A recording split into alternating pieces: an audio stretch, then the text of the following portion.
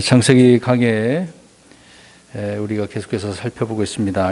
창세기 21장 22절에서 34절 말씀인데요. 예전에 아주 오래전입니다. 제가 중학교 때인지 고등학교 때인지 모르겠는데 선생님이 재미난 이야기를 하나 해줬습니다. 생각하는 사람, 조각한 사람, 그 조각상을 조각한 사람이 누구냐라고 할 때 누구든지 다 아는 대로 로댕이거든요. 근데 이제 그런 문제를 시험을 봤단 말입니다. 근데 시험을 보고 있는데 어떤 친구는 바르게 썼어요. 근데 옆에 있는 애가 이제 잘 몰라요. 공부를 이제 했는데 수업 시간이 있었는데도 공부를 제대로 못했는지 잘 모르겠단 말입니다. 그래서 그 공부 잘하는 그 친구 답안지를 멀리서 보긴 봤어요. 근데 조금 떨어져 있다 보니까 희미하게 댕만 제대로 보이는 거예요. 앞에 글자가 잘 안 보여서. 뭐라고 썼냐면은 오뎅이라고 썼다고 합니다. 로댕인데 오뎅이라 썼다. 그냥 우스개로 뭐 이렇게 재미난 얘기는 하지만, 제가 왜 이런 얘기를 하냐면, 우리가 무엇을 이제 남의 것을 보고 베끼더라도 카피를 하더라도 제대로 그를 카피를 해야 되는 거거든요. 이제 어설프게 이렇게 카피를 하게 되어지면 이것도 아니고 저것도 아니고 어떻게 보면 웃음거리가 되는 경우가 많습니다. 성경에도 보면 믿음의 사람들이 있잖아요. 그 믿음의 사람들이 어떻게 행적을 했고 어떻게 살았는지를 우리가 이제 잘 보고 또 본받으려고 하는 경향이 많습니다.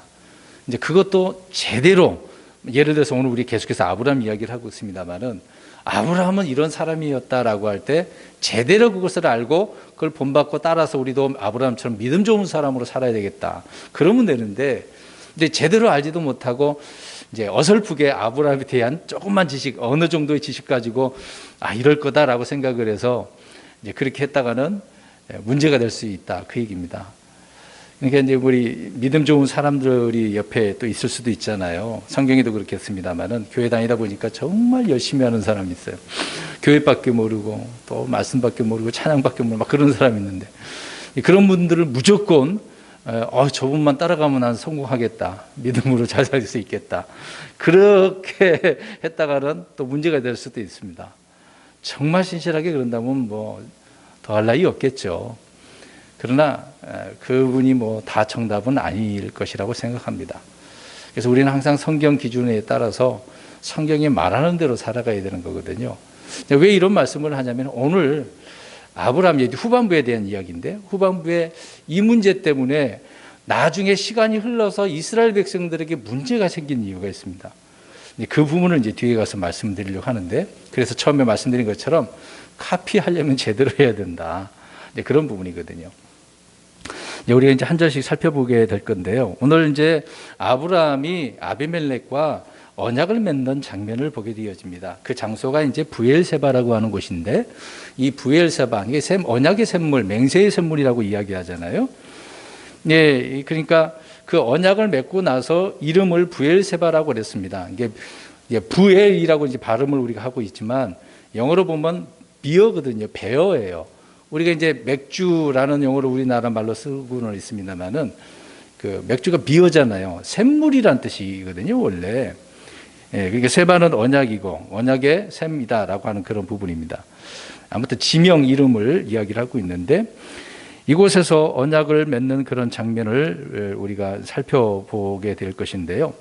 자, 그렇게 된 이유를 우리가 시간이 좀 지난 이야기가 됐을 것입니다. 아비멜렉과 아브라함은 과거에 이제 사라 때문에 서로 문제가 있었지 않습니까? 그럼에도 불구하고 아비멜렉이 자기 땅에 거하도록 허락을 했고, 또 아브라함이 점점점 그런 살면서 더 잘 살고 부하게 되어지고, 또 하나님의 대언자라고 하는 부분도 있잖아요. 하나님께서 아비멜렉에 나타나셔서 건들지 말라고 했기 때문에 함부로 아브라함을 건드릴 수 없는 부분이 있었던 것입니다.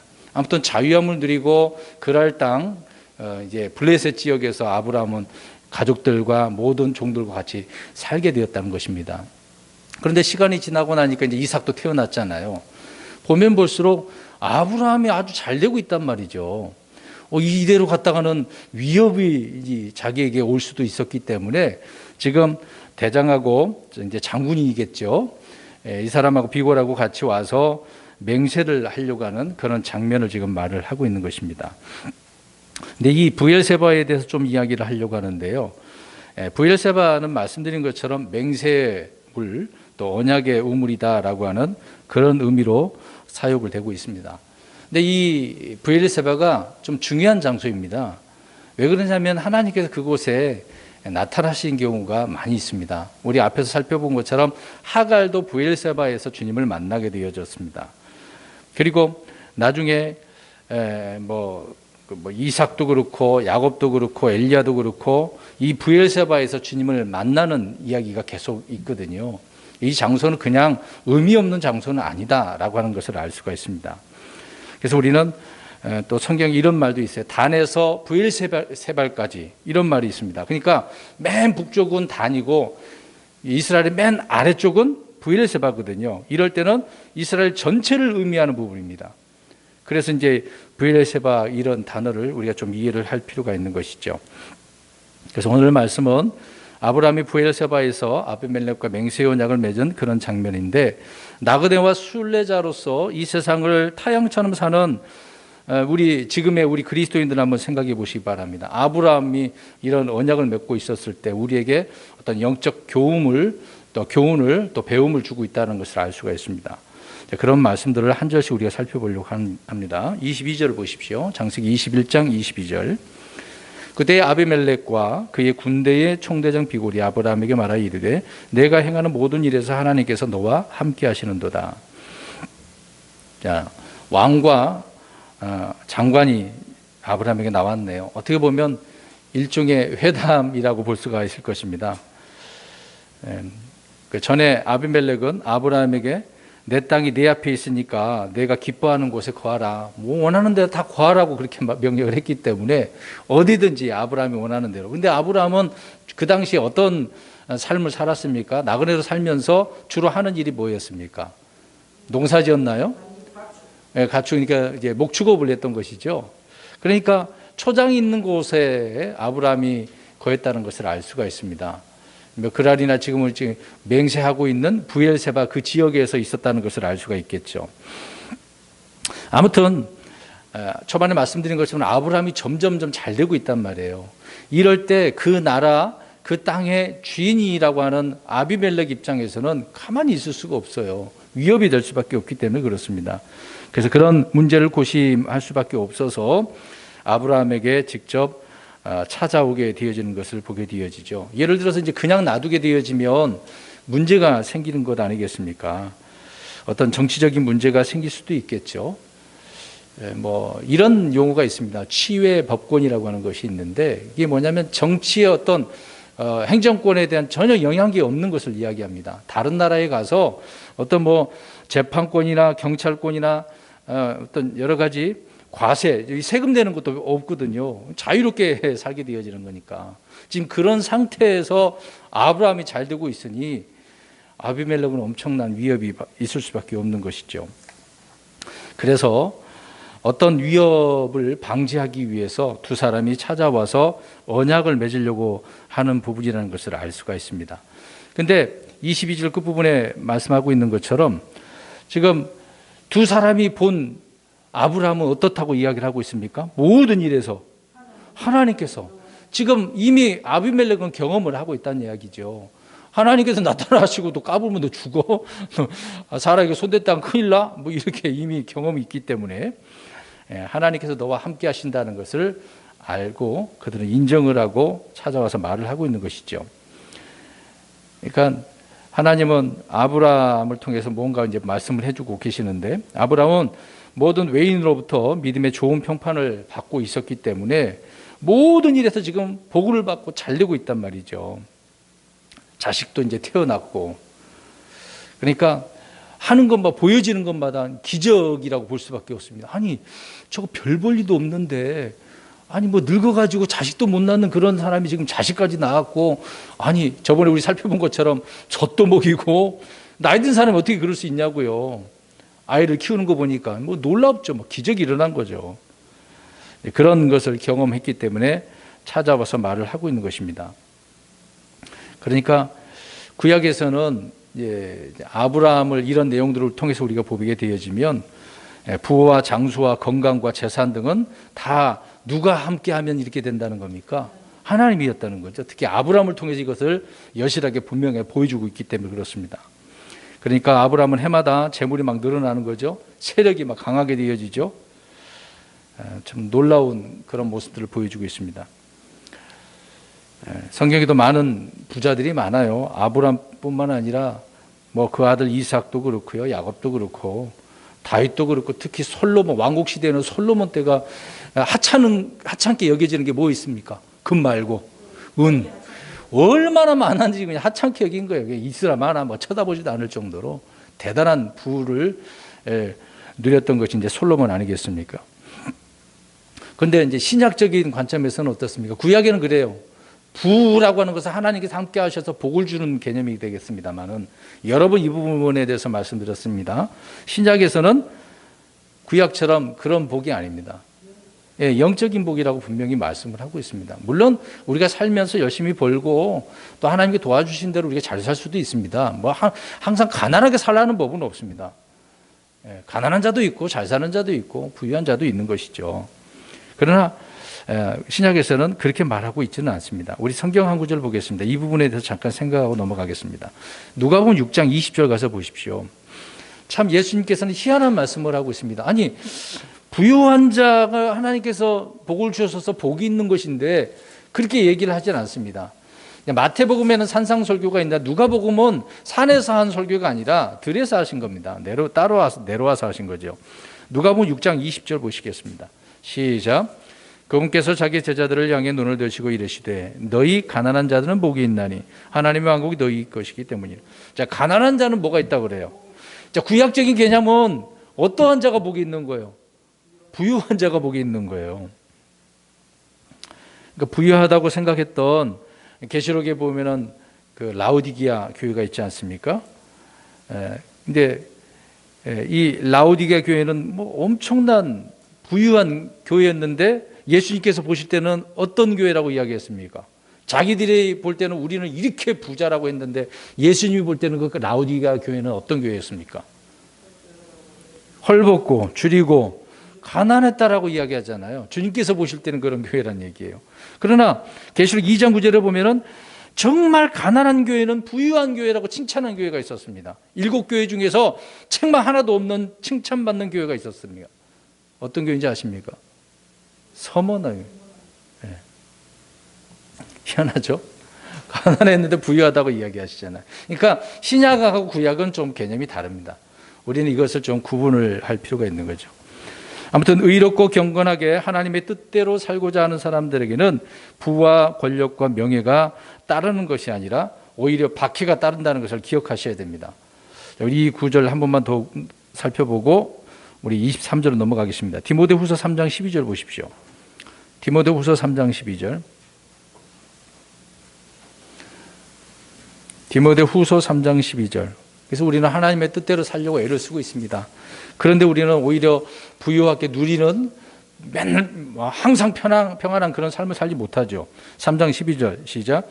참으로 그리스도 예수님 안에서 하나님의 뜻대로 살고자 하는 모든 자는 핍박을 받을 터이나. 아멘. 그리스도인들은 말씀대로 살려면 핍박을 받을 수밖에 없습니다. 그러나 반대로 핍박을 안 받는 이유는 어떻게 사는 거죠? 하나님의 뜻대로 살지 않은 것이죠. 마귀가 좋아하는 대로 사는 것이죠. 그러니까. 그래서 우리는 구약과 신약의 복 차이가 이렇게 다르다라는 그런 의미를 기억을 하고 지금 아브라함이 지금 어떻게 살았다는 그 이야기를 살펴보려고 하는 것이죠. 23절 보시기 바랍니다. 아무튼 아비멜렉과 비골이 찾아와서 우리 언약을 맺자라고 하는 것이죠. 23절. 그런즉 이제 너는 나와 내 아들과 내 아들들의 아들들에게 거짓으로 행하지 아니하겠다고 여기서 하나님을 두고 내게 맹세하라. 오직 내가 내게 베푼 친절에 따라 너도 나와 내가 머물러 온 땅에 베풀 것이니라 하니. 서로 간에 적대적인 그런 관계가 되지 하지 말자라고 하는 것이죠. 반역을 일으키거나 그런 반역자가 되지 말자. 첩자 행위 같은 뭐 그런 거 있잖아요. 간첩 행위들이 있지 않습니까? 전혀 그런 거 하지 말자라고 하는 것입니다. 그래서 아비멜렉이 먼저 자유롭게 이렇게 정착하도록 친절을 베풀었으니까 너도 지금 나에게 친절을 베풀어서 우리 평화조약을 맺자. 그 얘기를 하고 있는 것이죠. 어떤 의미에서는 아브라함은 좋지 않습니까? 서로 그렇게 하겠다는데요. 네, 간단한 내용이고요. 24절 보니까 아브라함이 이르되 내가 맹세하리라 하고, 아브라함은 간단하게 대답을 해버리네요. 이런 이야기를 듣고서 아브라함은 그래 맹세 맺자 그렇게 이야기를 합니다.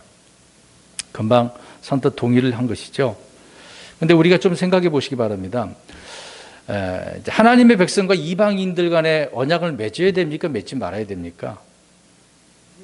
맺지 말아야 되죠. 근데 아브라함은 지금 맺는데 나중에 하나님께서는 모세를 통해서 언약을 맺지 말라고, 또 이방 사람들과 결혼하지 말라 그랬잖아요. 풍습도 뭐 또 어떤 것도 답습하지 말고 저 가나안 땅에 들어가면 다 어떻게 하라고 그랬습니까? 왜 다 멸하고 없애버리라, 너희들이 거기서 차지해서 오직 하나님만 섬기라고 했지 않습니까? 그러나 그렇게 하지는 못했던 것이죠. 아무튼 이스라엘은 이교도들과 어떤 조약을 맺어서는 안 돼요. 근데 우리가 이제 조약을 들어가서 협약을 맺은 사람이 있습니다. 여호수아가 어떤 족속하고 언약을 맺죠? 기브온 족속하고 동맹을 맺어버리게 되어지죠. 이것 때문에 얼마나 힘들었습니까? 전쟁까지 치러야 되는 그런 일들이 있었던 것이죠. 그리고 나중에요, 시간이 흘러서 이스라엘 백성들이 적그리스도와 같이 언약을, 한 주간 동안 언약을 맺는다고 이야기를 하고 있습니다. 다니엘 9장 27절에 그가 많은 사람과 한 일해 동안 언약을 확정하리니, 적그리스도가 이스라엘 백성들과 언약을 맺는다고 하는 거죠. 이거는 7년 환란 가운데 있을 일이니까요. 아무튼 하나님께서는 언약을 맺지 말라고 합니다. 그러나 오늘 아브라함이 아비멜렉과 맺은 언약은 어떻습니까? 전혀 손해볼 것이 없는 그냥 그런 순수한 언약이 되겠죠. 율법 시대는 아니었기 때문에요. 그 다음 25, 26절 보겠습니다. 아비멜렉의 종들이 폭력으로 빼앗은 노물로 인하여 아브라함이 아비멜렉을 책망하며 아비멜렉이 이르되 누가 이 일을 행하였는지 나는 알지 못하노라. 너도 내게 그것을 구하지 아니하였고 나도 듣지 못하였으니 오늘에야 들었노라 하니라. 뜬금없이 아브라함이 언약을 맹세를 맺겠는데 한 가지 이야기를 합니다. 그 내용이 뭐냐면 전에 우물에 대한 분쟁이 있었는데 이거를 지금 해결하려고 하는 거죠. 아비멜렉의 종들이 아브라함의 그 우물을 빼앗은 거예요. 폭력을 통해서. 그래서 지금 그 이야기를 25, 26절에 기록을 해놓고서 아브라함이 이야기를 하고 있는 것입니다.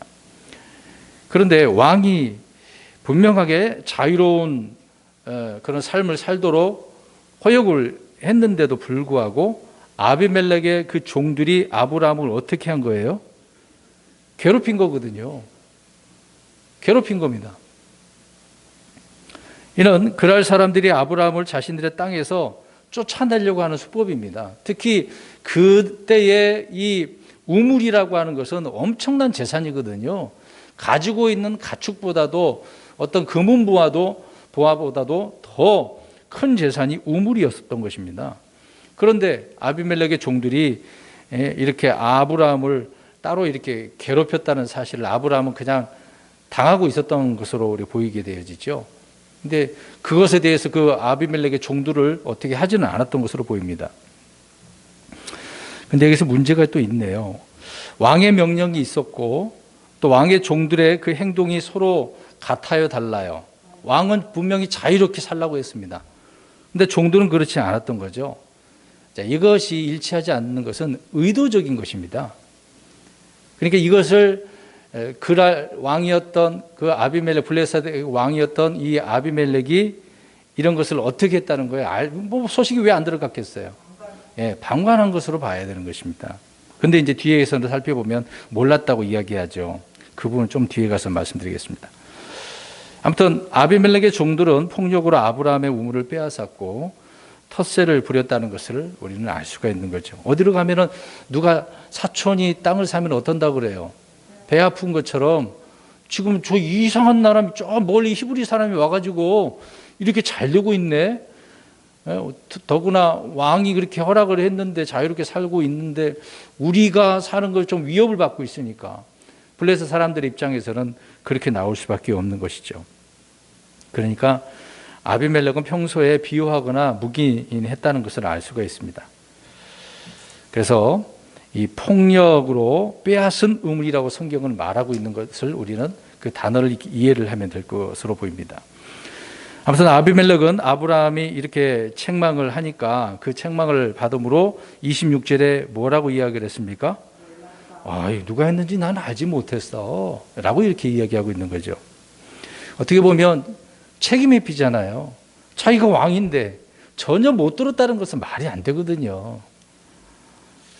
오늘날 정치인들이 그러잖아요. 뭔가 잘못했는데도 항상 이런 문제가 언론에 누가 이렇게 딱 글을 올려서 해놓으면 뭐라고 합니까? 막 이 왕처럼. 난 몰랐어요. 이제 알았어요. 이제 들었어요. 이 성경에 이런 경우가 있는 겁니다. 과거에 있었던 것, 역사는 계속해서 반복하기 때문에 그렇습니다. 항상 그렇죠. 나는 알지 못했어. 난 너한테 말 들었어.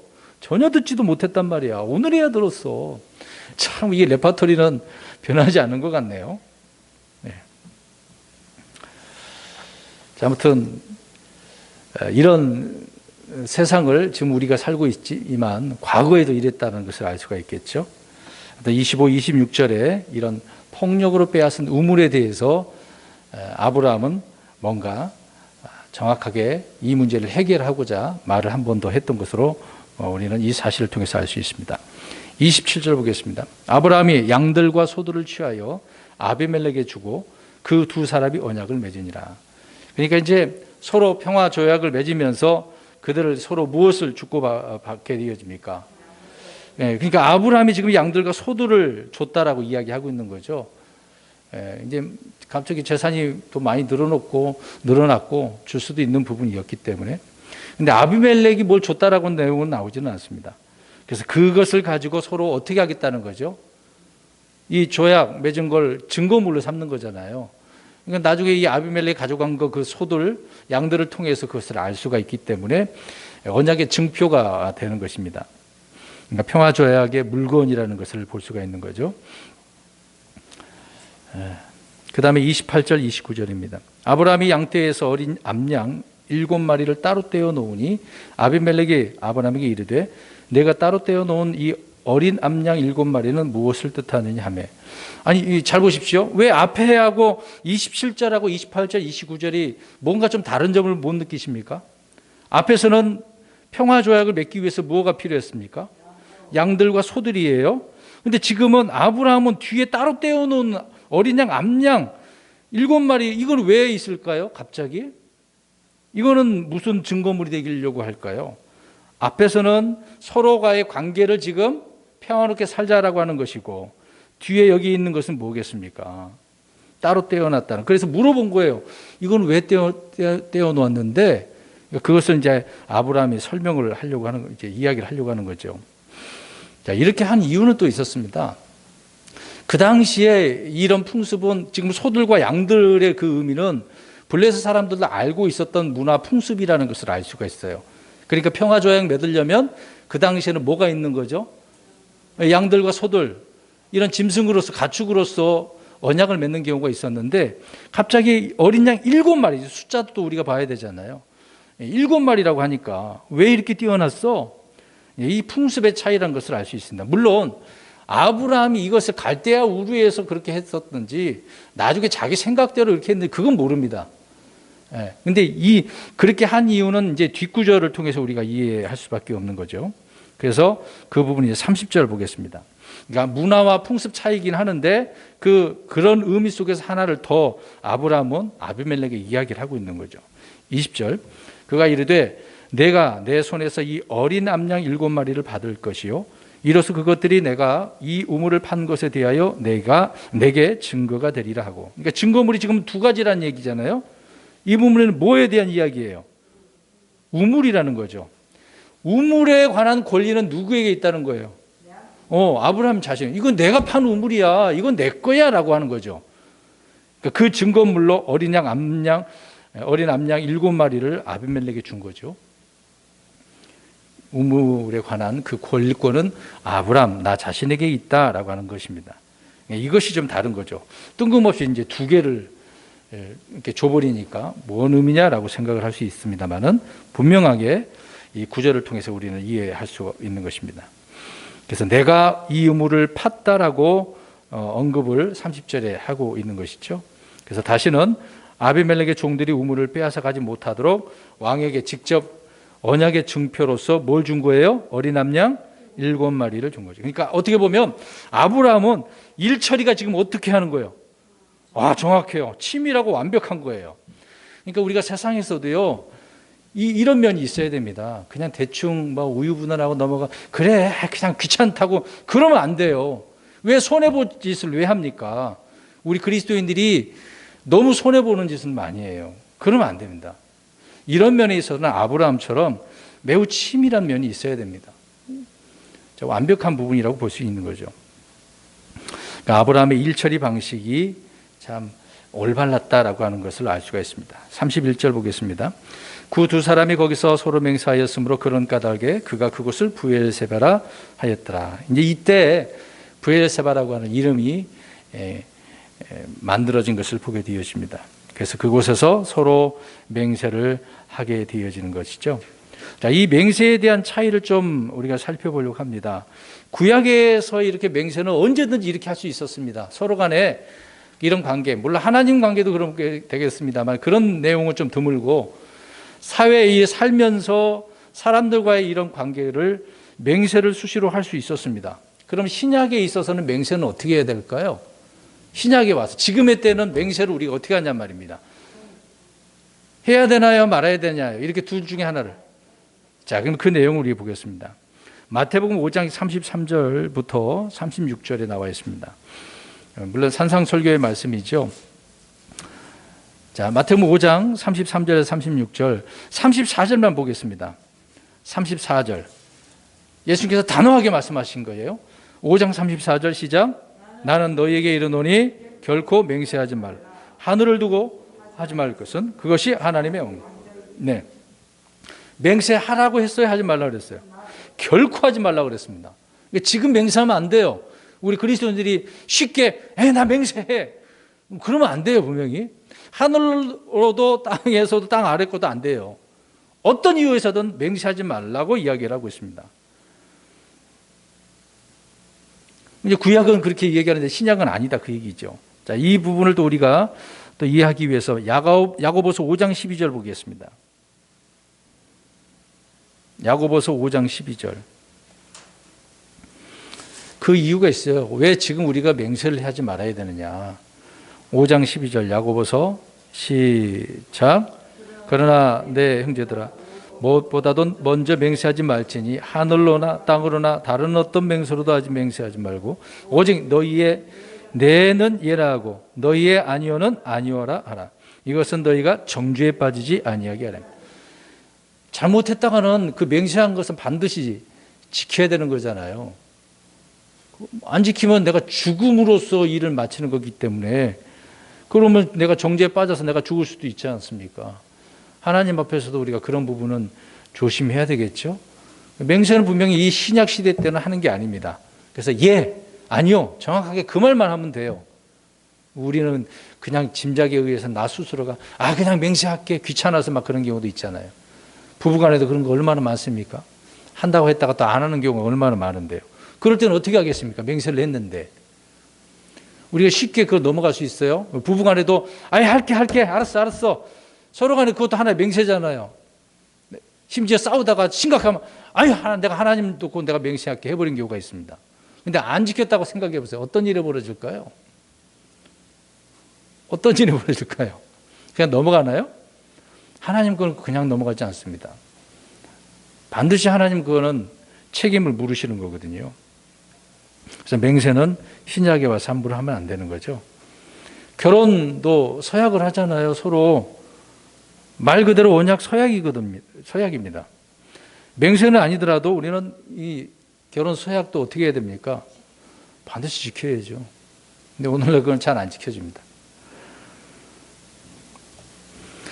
그 다음에 32절 보겠습니다. 창세기 21장 32절. 그들이 이와 같이 브엘세바에서 언약을 맺음에 아비멜렉과 그의 군대의 총대장 비골이 일어나 블레셋 사람들의 땅으로 돌아가니라. 그들은 돌아가 버렸습니다. 말씀 그대로요. 이 블레셋이라고 또 이름이 언급을 하고 있는 의미가 있겠죠.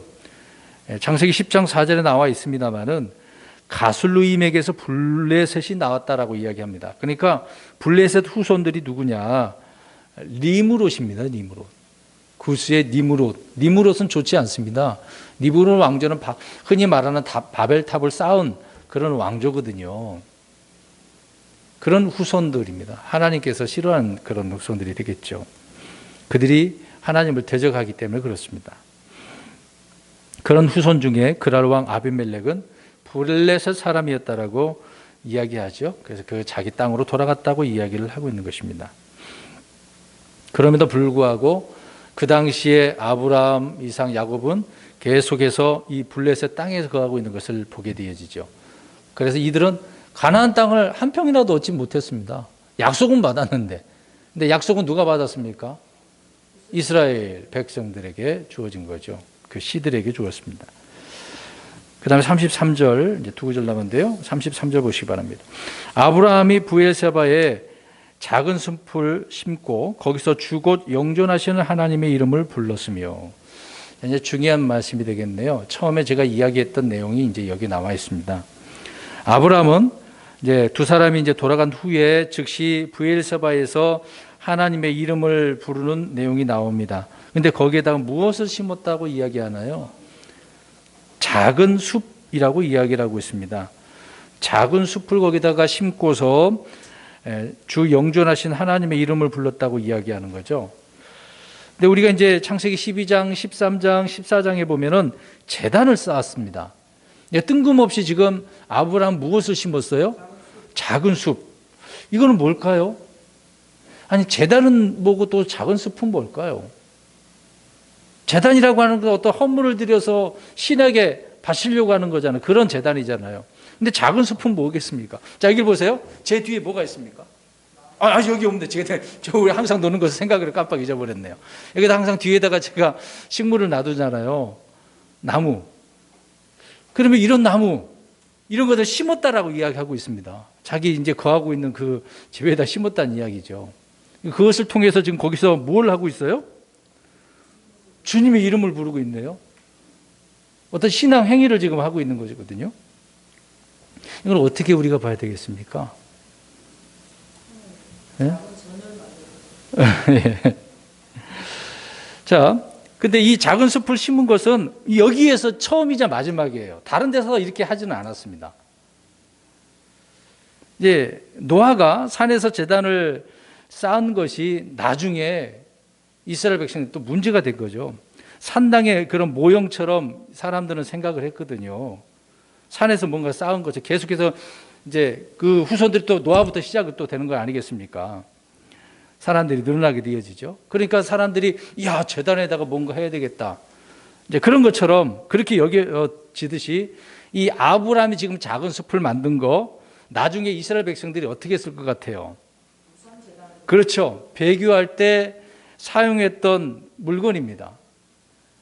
그러니까 배교할 때 자기들이 행한 짓의 그 모형이 바로 이 작은 숲을 사용해서 신을 섬겼다는 것을 알 수가 있습니다. 노아나 아브라함은 주께 경배하기 위해서 단을 쌓았고 작은 숲을 심었지만 그들은 우상을 섬긴 건 아니었습니다. 후대의 이스라엘 사람들은 이것을 나쁘게 사용했다고 하기 때문에 모세 율법에 기록을 해놓은 거예요. 너희들 가나안 땅에 들어가면 이런 짓 하지 마 라고. 우리 9구절 한번 보겠습니다. 신명기 16장 21절. 참 하나님께서는요 치밀하셔요. 저 가나안 땅이 어떤 곳인지 하나님은 진작에 알고 계시는 분이에요. 우리가 알 수 있다시피 그 지역들은 다 타락한 백성들 아닙니까? 그들을 멸할 때가 됐기 때문에 이스라엘 백성들을 그렇게 번창하게 해서 집어넣어서 물리치도록 했던 것입니다. 자, 16장 21절 시작. 내가 너를 위해 만들 주 내 하나님의 제단 가까이에 너는 어떤 나무로든 너를 위해 작은 숲을 심지 마. 여기 중요하십니다. 제단이 있네요. 제단 옆에 가까이에다가 뭘 심지 말래요? 그렇죠. 근데 아브라함은 중요합니다. 제단을 분명히 쌓았는데 그 옆에다가 작은 숲을 쌓았습니까? 안 쌓았습니까? 안 쌓은 거예요. 그러니까 지금 작은 숲을 심었다고 할 때 그 옆에는 제단이 없었습니다. 제단을 세울 때는 뭐가 없어요? 숲이 없습니다. 그러니까 두 개 다 지금 여기 있는 거잖아요. 금방 읽은 구절에는. 이스라엘 백성들이 그것을 놓고 우상을 섬겼다는 것을 알 수 있습니다. 변질된 거죠. 그러니까 제가 처음에 그랬잖아요. 로댕 이야기, 오뎅 이야기를 괜히 한 게 아닙니다. 카피를 잘못하면 이렇게 되는 거거든요. 그러니까 과거의 조상들이 그렇게 했더라. 우리도 그렇게 하자. 그냥 뭔가 만드는 거예요. 그런 일들이 지금 비일비재한 것입니다. 모형으로 그렇게 되는 것이기 때문에 나쁘게 사용을 하고 있는 것이죠. 그래서 제단 주위나 근처에 작은 숲을 심지 말라고 하는 것은 그들이 경배의 수단으로 도구로 사용하기 때문에 그렇게 하지 말게 하기 위해서 그랬던 것입니다. 그러니까 항상 우상 숭배와 연관이 있기 때문에, 그래서 이교도들은 항상 그랬거든요. 자기들의 제단들도 있으면 그 옆에다가 이런 것도 작은 숲도 심어 놓게 되어집니다. 다시 말씀드립니다. 아브라함의 작은 숲에는 제단이 없었다. 또 제단을 쌓을 때는 작은 숲이 없었다. 그 얘기입니다. 주님은 작은 숲이 경배의 대상이 되고 작은 숲 속에서 우상을 둘 때 이렇게 저주하겠다라고 후에 이제 말씀을 하신 부분이지만 이건 심각하게 잘못된 것이기 때문에 그렇습니다. 그래서 항상 이교도들의 제단 곁에는 작은 숲이 있었다는 것이죠. 우리 사사기서 6장 25절이나 30절 보면 기드온이 이제 미디안 사람들에 의해서 핍박을 받다가 주님의 이제 명령에 의해서 이제 어떤 행위를 하게 되어집니다. 근데 자기 집에 분명히 제단도 있었는데 또 하나 옆에 뭐가 있었어요? 금방 말씀드린 것처럼 작은 숲이 있었단 말. 하지 말라 그랬는데 그들은 들어가서 했다고요. 그래서 기드온이 제단을 허물면서 뭐도 베어버렸어요? 작은 숲도 베어버렸습니다. 그래서 기드온의 이름이 뭐로 바뀌었습니까? 사람들이 그렇게 부르잖아요. 바알 뭐라고? 아니 바알세분 말고 여룻바알이라고 했나요? 이름을 사람들이 이렇게 불러버리잖아요. 제단을 허물었다고. 작은 숲을 베어버렸다고요. 열왕기상 16장 33절에서 보면 아합은 작은 숲을 만들어서 하나님께 만들었기 때문에 하나님께서 분노했다라고 기억을 하고 있습니다. 근데 이렇게 이런 말씀들을 왜 찾아서 말씀드리냐면 아브라함은 그 작은 숲을 통해서 우상을 섬겼다고요? 안 섬겼다고요? 안 섬겼다는 겁니다. 그러니까 이것도 잘 봐야죠. 그러니까 작은 숲은 이스라엘의 처음부터 끝까지 함께하는 배교의 상징이었다는 것을 알 수가 있습니다. 근데 이거 뭐 현대 역본을 보면 대부분 아세라라고 되어 있습니다. 아세라 형상을 만들었다라고 이야기합니다. 아닙니다. 아세라 형상 아니고 아세라 상도 아니고 아무것도 아니에요. 이름이 그 발음이 구약 히브리 말로는 아세르예요. 영어로는 그로브라고 하는 풀이나 아니면 숲을 이야기하는 거거든요. 한국말로는 작은 숲이라고 번역을 한 것입니다. 근데 이것을 잘못 카피를 하다 보니 현대 역본에서는 아세르라고 해놔서 아세라 형상 그렇게 한 겁니다. 전혀 그게 아니라는 거죠. 오늘날 그래서 교회에 이런 의미의 카피를 잘못하다 보니 이교도들의 이런 풍습을 이스라엘 백성들처럼 교회에다가 접목을 합니다. 자, 잘 들어보세요. 12월 달이면 어떤 행사가 기독교에서 많이 벌어지고 있습니까? 모든 기독교는 다 12월 달이면 하는 것이 있어요. 12월 25일에 크리스마스. 자, 보세요. 크리스마스 했어요? 그러면 여기다 뭘 갖다 놓죠? 크리스마스 트리를 둡니다. 그거는 지금 계속해서 언급한 내용이 뭐죠? 그게 뭐라고 하는 거죠? 작은 숲이라는 겁니다. 그 이교도들이 행한 것을 기독교에서 접목을 시킨 거예요. 카피를 그렇게 한 겁니다. 그것을 지금 기독교화를 만든 거예요. 이교도될 건데 가져와서 기독교화 시켜서 성경을 갖다 붙여가지고 그렇게 하는 겁니다. 이제 저 같은 경우에 처음에 장로교 교회 들어갔을 때 아무것도 몰랐기 때문에 성탄절에 보면 이브날에 모여갖고 행사를 한 다음에 새벽송을 돌죠. 가서 이제 그 목동들이 찾아왔다고 하는 것처럼 가가지고 이렇게 축하하면서 새벽에 발표하겠다고 하고 그렇게 하면은 집안에서 문 열고 뭘 주죠? 선물로서 뭐 음식 뭐 여러 가지 줍니다. 네. 그게 좋은 의미일 수도 있겠죠. 우리가 그걸 기념하자라고 하는 의미는 저도 충분히 공감을 합니다. 근데 지금 강조하려고 하는 것은 이런 풍습들을 가져다가 어떻게 만든다고요? 기독교화. 성경 구절을 연결시켜서 봐라. 그렇게 하지 않았느냐? 제가 처음에 얘기했죠. 카피도 잘해야 되는데 잘못하니까 그런 경우가 생긴다라고 하는 부분입니다. 그러니까 작은 숲은 온전히 아브라함은 하나님을 주의 이름을 부르기 위해서 한 것이고 그때만 했던 것이고 계속해서 하지는 않았다는 것입니다. 그럼에도 변질된 신앙을 가진 사람들은 이교도들의 풍습을 따르고 좋아 보인다라고 하는 그런 것들을 답습한 사람들은 언제나 항상 그것을 가지고 누구라고 섬기는 거죠?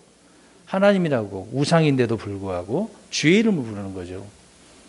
우리는 이런 잘못된 신앙을 가져서는 안 됩니다. 오늘 아브라함은 신실하게 주님의 이름을 부르는 거죠. 마지막 34절은 아브라함이 블레셋 사람들의 땅에서 여러 날을 머물렀다라고 이야기합니다. 가나안 땅 아니에요. 블레셋 사람들의 땅이죠. 간단한 내용이니까. 오늘 두 가지입니다. 브엘세바에서 언약을 맺었고 언약을 맺었는데 소들과 양들을 통해서는 서로 평화 조약이고 그 다음에 따로 떼어놓은 어린 양, 암양 7마리는 무엇을 하기 위한 거죠? 우물에 대한 권리를 찾기 위한 것이었다. 그리고 작은 숲에 대한 이야기는 그 작은 숲은 오직 하나님의 이름을 주님을 섬기기 위해서 온 것인데 후에 이것이 어떻게 변했다? 우상을 섬기려고 하는 배교의 도구가 되었다라고 하는 부분입니다. 그래서 이런 것들은 우리가 담습하지 않기 위해서 성경에 이런 예가 있다고 해서 끌어다가 그냥 이건 성경의 말씀이니까 우리도 해도 될 식으로 잘못 카피하게 되어지면 문제가 되어진다. 하나님께서 싫어하는 일을 하게 된다는 것이죠. 그래서 우리는 성경을 바르게 보고 이해하고 건전한 신앙으로 주님을 아브라함처럼 신실하게 섬기는 저와 여러분들이 되기를 주의 이름으로 축원합니다. 아멘.